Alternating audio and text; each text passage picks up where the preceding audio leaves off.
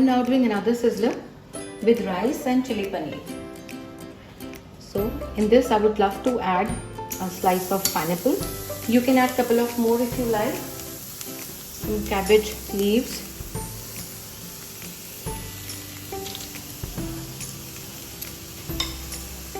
Some butter. Some oil and water. These are our burnt garlic and corn rice.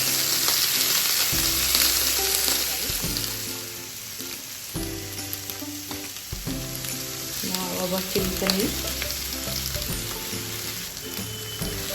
Some fries again. That magic sauce once again. Now some green chilies dipped in vinegar. That's absolutely your choice.